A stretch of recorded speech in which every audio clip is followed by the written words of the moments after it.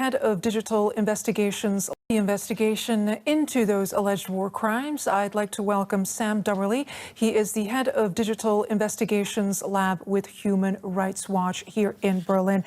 Sam, I want us to start our conversation by showing some of the work that you did in Kharkiv, cataloging attacks that have been verified there.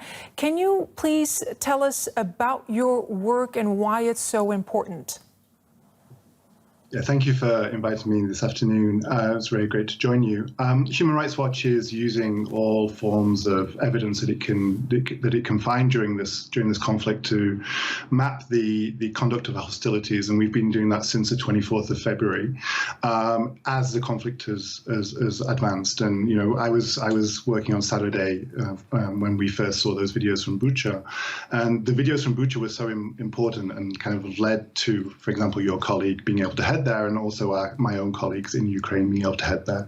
In Kharkiv, for example, we were able to use the videos and photographs that people were taking as the raids were starting on the city and start to document them using digital verification, digital open source investigations techniques. And this allows us to tell the stories of people as events are unfolding. And this is allowing us to really map out what's happening across the country in different parts of the country that we would otherwise not have access to, and also kind of bringing that information in as quickly as possible and report on it as quickly as possible. How do you go about verifying some of these very gruesome images that we're receiving? We have a methodology for verification that has been honed, over the last 10 years. We've become very used to collecting this information and going through a full verification process. And one of the first things we check is to make sure that the video or photograph that we're looking at isn't related to a previous event or a previous time.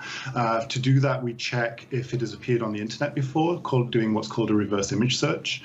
Assuming that doesn't return any results, that means we have to carry on the verification process. And that can include geolocation, so what we call geolocation, which is identifying exactly where a video or a photograph was taken. That can involve identifying shop signs, telephone numbers, interesting buildings in the background, a red roof or something like that, to really identify where something was taken and to match that with the satellite imagery.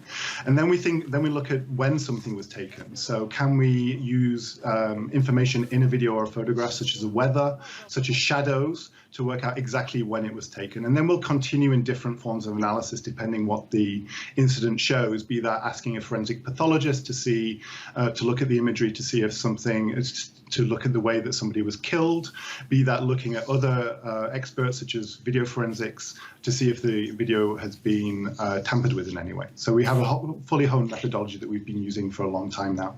A very elaborate methodology, and of course eyewitness testimonies, as you outlined in your first answer, play also a very crucial role. Have you been able to establish a pattern so far? I mean, what we've seen is different types of weapons that are illegal that have been used across Ukraine. For example, cluster munitions, any weapons which are indiscriminate in their nature, which cluster munitions are banned in civilian areas under international humanitarian law. We've seen those used in lots of different geographies, from Kharkiv to Chernihiv, for example. So we've seen lots of instances like that. We've also seen shellings of civilian areas. We're very careful to make sure that when we report on shellings that it is indeed in a civilian area. So these kind of things are what we're seeing in the conflict at the moment, using open source information. Sam Dummerly, head of the Digital Investigations Lab with Human Rights Watch. Thank you for taking out the time to answer our questions. We appreciate